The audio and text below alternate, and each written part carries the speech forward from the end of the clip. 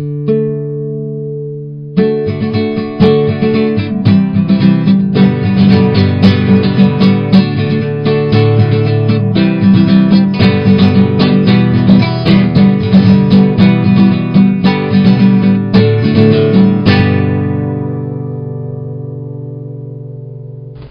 everybody. Well guys, this time around we're doing something pretty darn interesting. Now, a lot of the stuff that I've been doing on the show are small, simple tools, and I have a lot of relation to the events that I do. Now, understanding, like I said, and I'm having to get used to this whole idea that a lot of you guys out there, especially you members, are from around the world. You don't know a lot about the culture here in the U.S. And the fact of the matter is some of the things that I'm involved in, even Americans don't know about.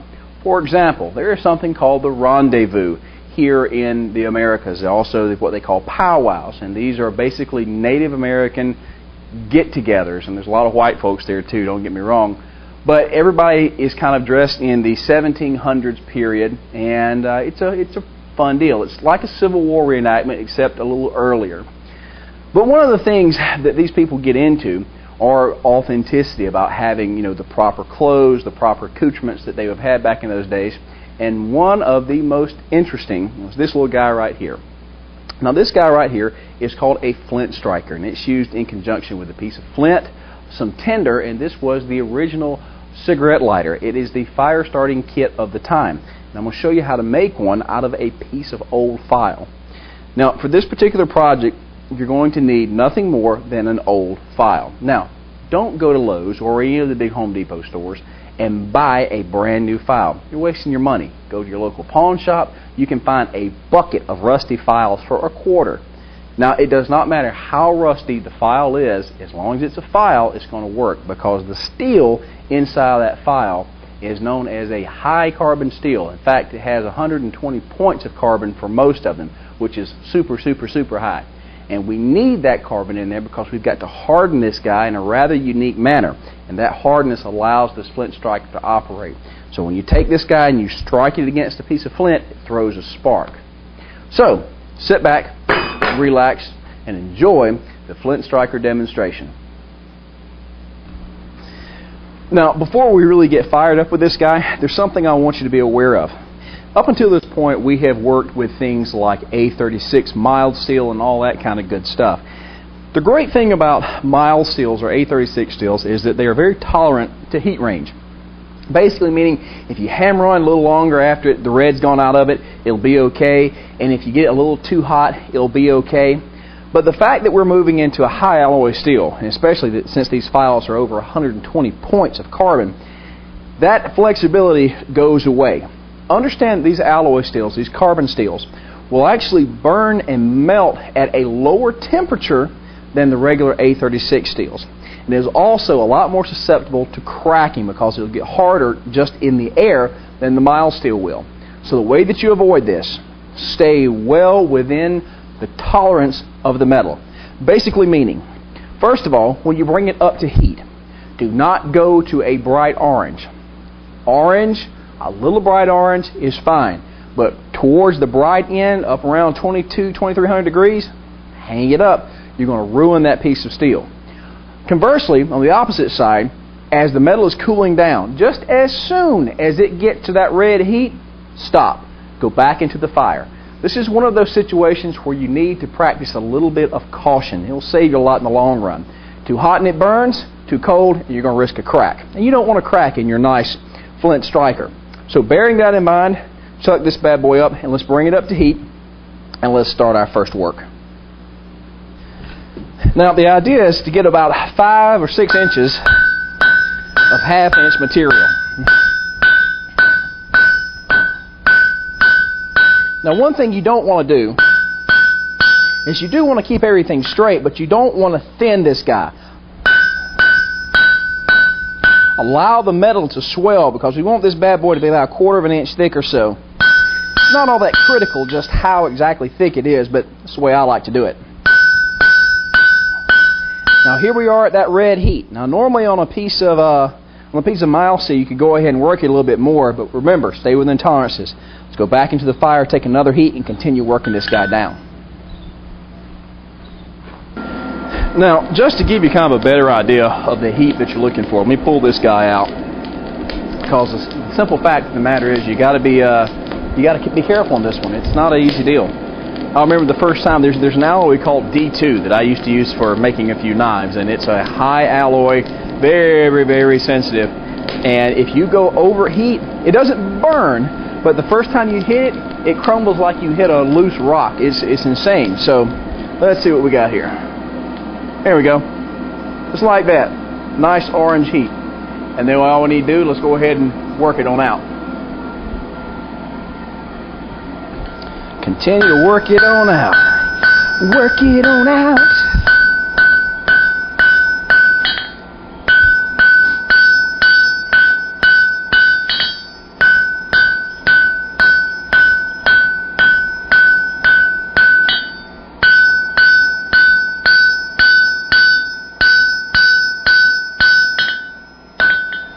As you can see, this guy's thickening up, and we've got a good flat edge.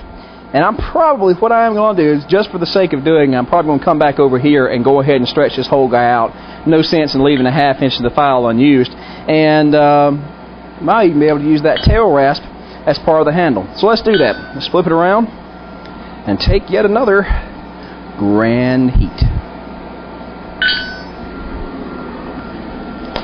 Now, if I've told you this story already, you'll have to forgive me. It's just a cool story. The Flint Striker was one of those things that I'd heard about and I knew a little bit about when I started.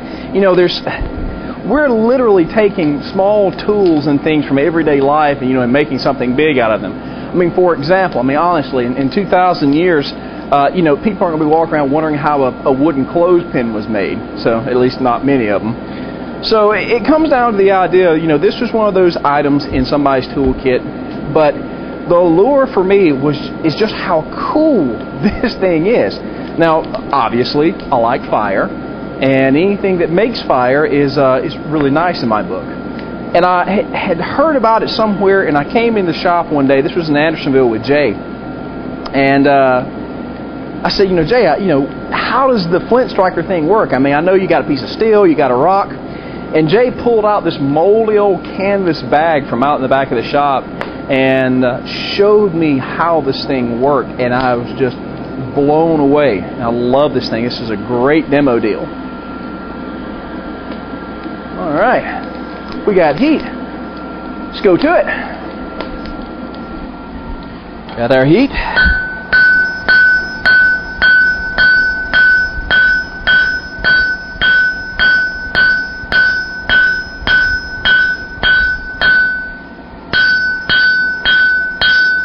Well, I sure didn't take a lot of heat on that one. But one thing I want you to do, if you're working this in, you can actually save yourself a bit of hammering and you won't waste that in the file. You see how I'm bringing this in line with that rat tail?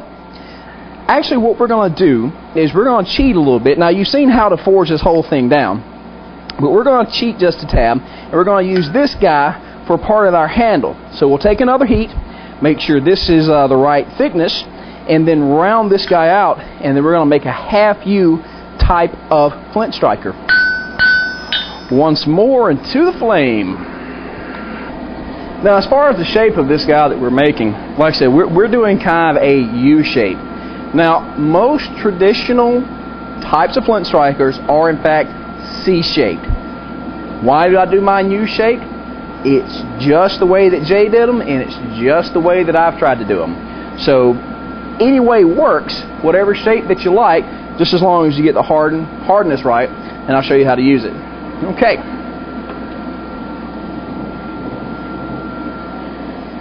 And here we go. Shake it up.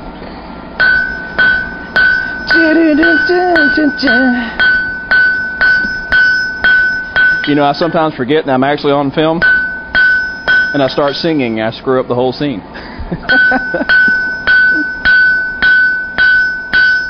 So, saw a clip from Ferris Bueller's Day Off. Of course, back when I was growing up, that was a big movie. Love that movie. I have no idea why in God's name I thought of it right now, but I'm an artist. I get to be eccentric.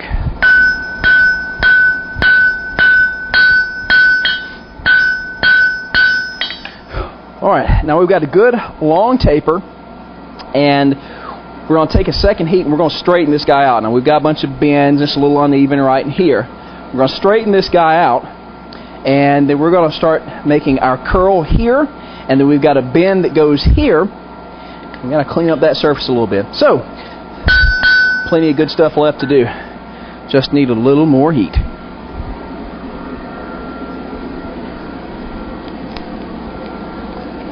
I'll tell you what, fellas, we've been under Tropical Storm Faye here this past week, and we're about flooded. And for the first time in about a week, we've got sunshine. And of course, it's 98, 99% humidity. The heat's jumped back up, and so we're going to be in a sauna, or excuse me, a steam bath for about another 4 days. I picked a heck of a time to start filming, but one of those things. Now, most of you may think that these are pointless ramblings, but this falls under education. If you're going to be a blacksmith, you need to understand a blacksmith in South Georgia with Tropical Storm Faye and 98% humidity. Anyway, we've got our heat.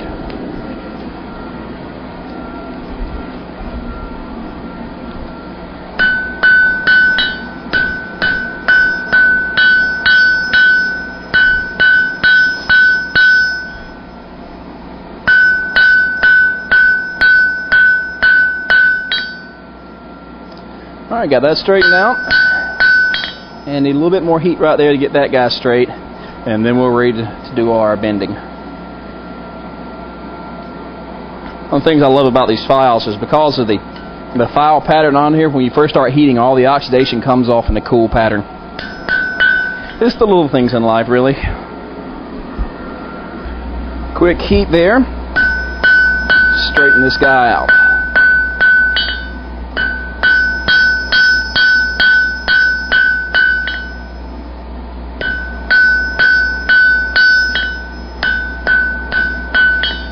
Okay, now if you got this bad boy straight, we've pretty much straightened it so we can bend it again. What we're going to do is now we're going to take a heat right here in the center. Now there's a couple different ways to bend this guy. You can use the horn of the anvil, but we're actually going to go over here to our post vise where I have the bending hardy chucked up. Now, if you have not made yourself a bending hardy yet, it is something that I would highly suggest because it makes this operation very easy. Basically, we're going to make this into a U shape, and not before we put a little curly Q right here on the tip. So let's grab our round nose pliers and go from there. A real handy thing to have around the shop and pretty vital to the particular operation. Now this is just a standard pair of needle nose pliers, right? However, what's happened is I opened the jaws up, locked one side of this into the post vise, and then took an angle grinder and made jaws of this guy round. Now technically that makes these scrolling pliers. That allows you to do very fine twisty curls on the ends of pieces of metal like the piece here. And as soon as this bad boy comes up to heat, then we're actually going to take this guy and make that twist. Alright, curl rather.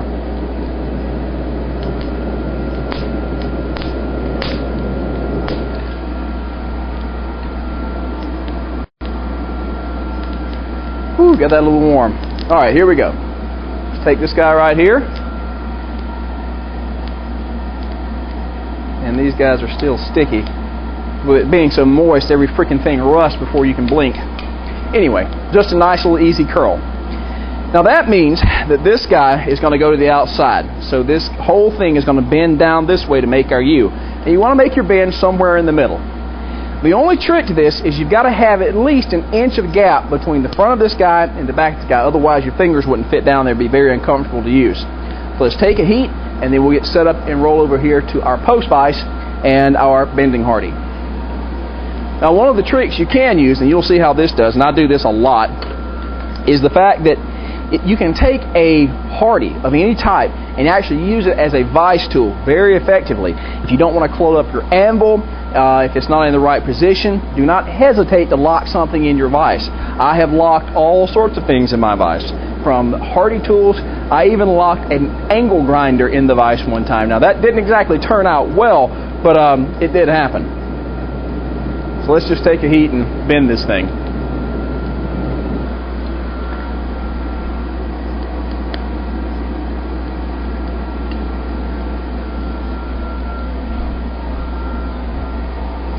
Alright, once again, here we go. We're gonna go this way so everybody can see a little better.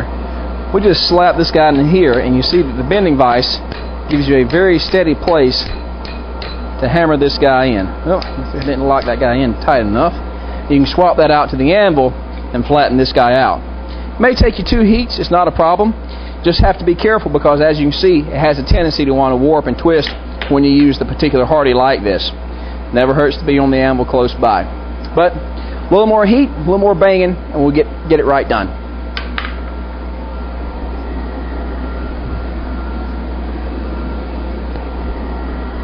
Whew. I'll tell you what's been the biggest problem here lately is that, of course, my charcoal pile is outside, and charcoal is a little bit different from coal, and I have to admit I'm still kind of learning with it. When I first started up in Andersonville, of course, Jay had nothing but coal, and coal doesn't become waterlogged. In fact, you have to keep a lot of water on it to make it stick right.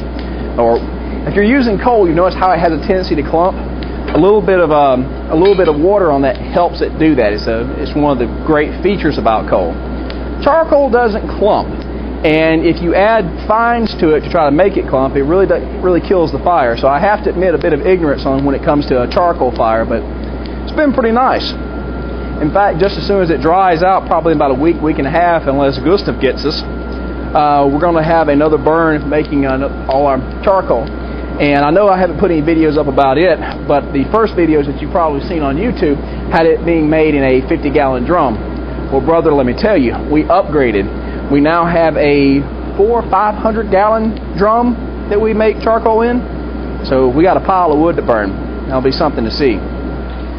All right, take our heat out, and let's go to the anvil.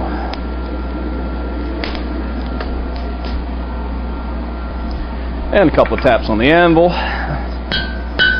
just to keep everything in line. And we slide back over here to our bending Hardy. Now, if that doesn't work, now you can see this guy's having a tendency to go left and right. Now, I've kind of made an error here. So let me put this back in the fire. Let me show you how to solve this. You're going to find that a lot of this work is trial and error. I mean, don't be afraid to make a mistake. I mean, I make them all the time in the shop. Depending on which way you're hammering that guy, you can set the bending Hardy however you need it. So if I'm bending on this guy, it's much better for it to go this way than left and right or in line with the jaws where it can wobble like that. Now, even if you don't have a bending Hardy, there's another cheap trick. You grab the piece of metal.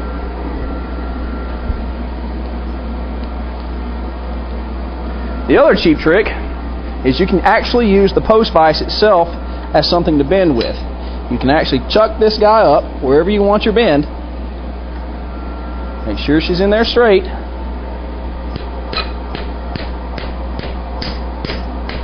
And use it as a ready-made bending Hardy. Now, this metal's too cold to go ahead and fully bend over there. So what I'm going to do is I'm going to take another heat. I'm going to use the vise to finish it out.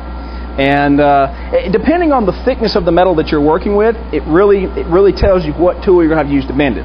Now, normally for lighter stuff, and I usually use 1/4-inch stuff for my bending Hardy, it's no problem. But when you've got a lot of metal to move, and see that bad boy's probably pushing 3/8 of an inch thick. I mean, it's pretty solid. So you need a little more beef. That's where the post vise can come in. Always remember, there's more than one way to skin a cat.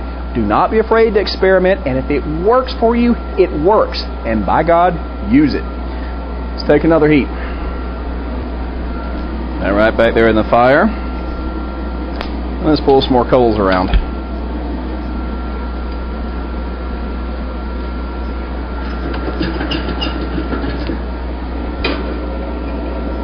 Now, if you guys have ever seen me do that, what I'm doing, I'm actually clearing the airway. Now, the fire pot that I built for this guy is pretty much the same as any other fire pot, but the great thing about running charcoal is the fact there's no clinker. Now, if you guys have worked with coal and you've had that piles and piles of that nasty crud in the bottom of your fire that you have to dig out, clogs up every air hole that you have, you know what I'm talking about. With the charcoal, you don't have that problem. However, from time to time, there is ash that has to come out of there. And the only other real issue I have with it is the fact that when it does get wet, if you have not sifted your charcoal and you have a bunch of that ash that was already in the charcoal from where you cooked it, it will harden up like rock, and that's pretty nasty. And the problem is I don't have a Chinese hat on top of my flue here, so the rain does come down. There you go. I just need something to fix it. Need to get off my booty and do it. And it looks like we've come up to heat. So let's grab this guy and do our final bend. All right, here we go.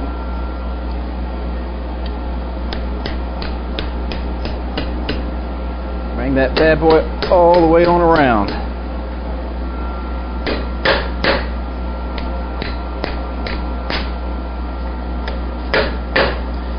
Now, you can see our U-shaped bend, but also notice she's out of whack. So all we need to do is go down here to the anvil, and we can solve that. So just set it right down here real quick.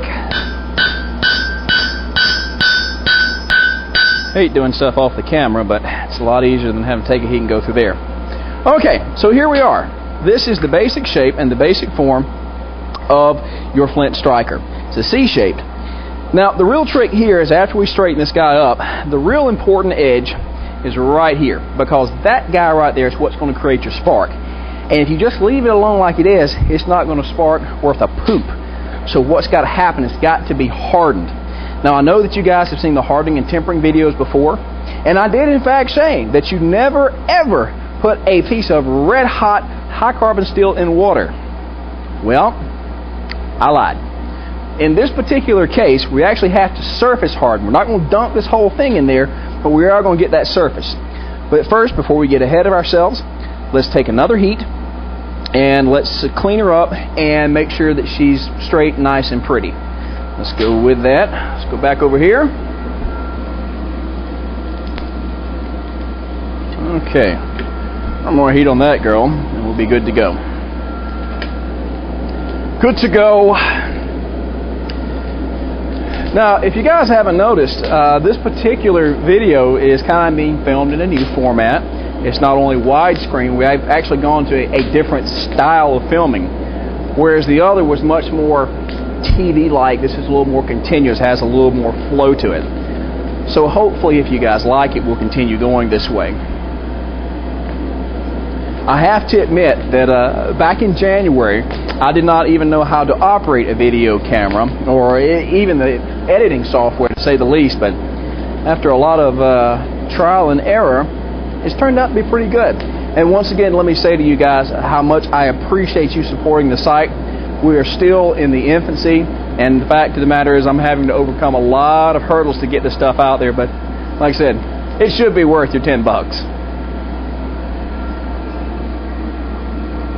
And come on, paying to see a man sweat in the Georgia heat. I don't know, some of you may like it.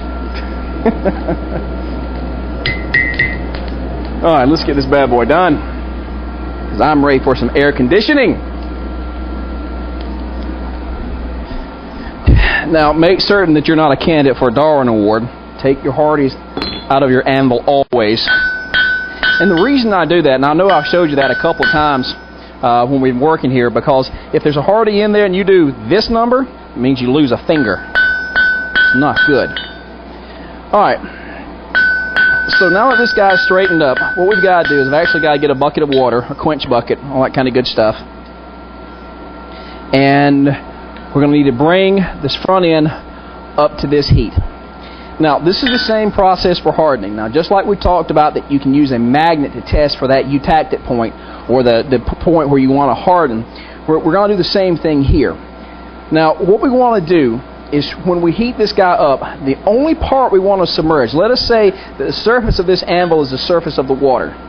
All we want to do is put about 1/8 of an inch of the face of this striker into the water. No more. If you do any more than that, you are asking for trouble. So just 1/8 of an inch, parallel the surface of the water down into the water. Hold it there until it stops sizzling. Then take the whole piece, lay it on the ground, and let it sit. So let me get a little pan of water. This guy in the fire. There we go. And looks like the best I can do on short notice, it's going to be a skillet. And this particular skillet actually has my wax in there, but hey, it'll work. All you need is a shallow pan of water or a bucket or anything. I'm using the shallow pan so you actually see what's going on. So I've got the wax in there. It's a quick way of removing wax. And set this on the anvil. Pop some water in it out of the big tub over there. And we're ready to go and bring it up to heat. So let me get set up. Be right back. Alright, now bring this guy up to a hardening temperature just like we discussed in the other videos, but instead of using oil, we're going to use the water. And here we go, about 1/8 of an inch of the face right there.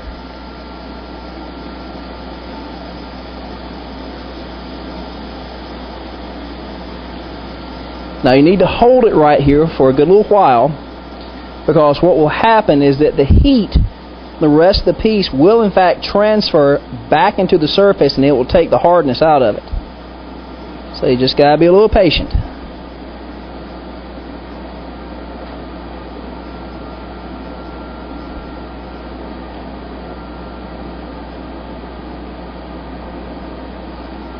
Now if you really want to get really sophisticated, only put about 1/8 of an inch of water in the pan. That way you don't have to hold it to the right height. You just set it all the way down to the bottom and you're good to go. If you ask me why I didn't do that to begin with, well, I just thought of it. You know, that's the great thing about video. You don't have to be on TV, so if you screw up, you just have to be honest about it and admit it.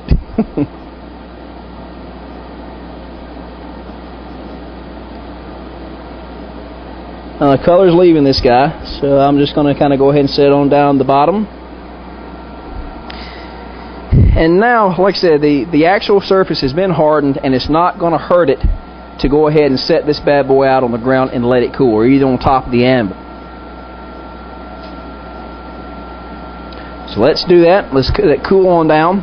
We still got a few things we got to do to make this guy work, but we're almost. You see that?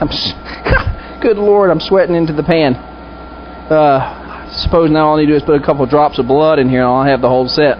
But anyway, we'll let this bad boy cool down.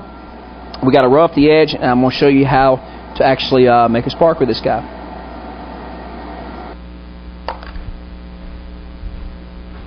Okay, so there's really one other thing that you need to do with this guy.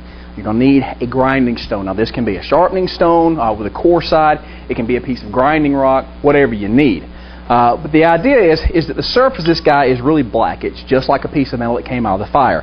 And you need to remove that surface. So take the coarse side of your stone and you want to take all of that off of there. Now, I would advise against using something that's power tool. Simply because if you overheat that delicate edge, then you draw the temper and you've pretty much ruined all your work. So, a little bit on the grinding stone, as long as you keep it cool, is fine. But outside of that, just take the time to polish up that edge. And let me show you what it looks like. You can now see that what once just looked like this has now got a nice shiny surface to it. Now it doesn't have to be perfect, but you do want to get most of that scale off of there. Now at this point you can take it to the wire brush, clean all this guy up, and that'll be perfectly okay. But right now what happens is you have a perfectly workable flint striker.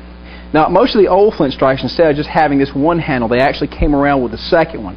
Now it's obvious it takes a lot more time to do that, and so me wussing out and only doing my version is what you're getting. So you understand how to do it though. Let me grab a piece of flint, and you're going to get a kick out of this, because the flint's pretty cool.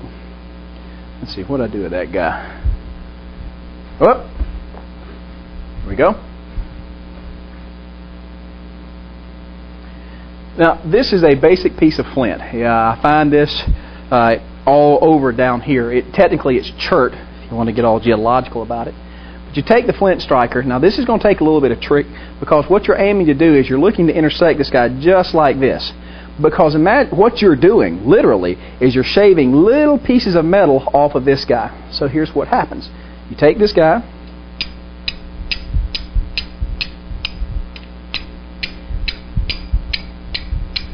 That's harder than it looks, so don't get frustrated. Now, you're wondering to yourself, most people can take a blowtorch and gasoline and can't start a fire. So the question becomes, how in God's name do people make fire using these guys? Well, the fact of the matter is, you're going to get to see exactly how that's done, because in one of our next videos, that's what we're going to be doing. Now, I know I've showed you how to start a fire, but one of the coolest demonstrations that I do at my shows is the fire starting demonstration. As I said, the first time Jay showed it to me, I was blown away. And I started doing it as a demonstration in Stone Mountain, Georgia, when I was the blacksmith up there for a season. It got to be so popular, it literally became a part of the show. And just outside that, it's a cool party trick. You can impress the girls. It's good stuff.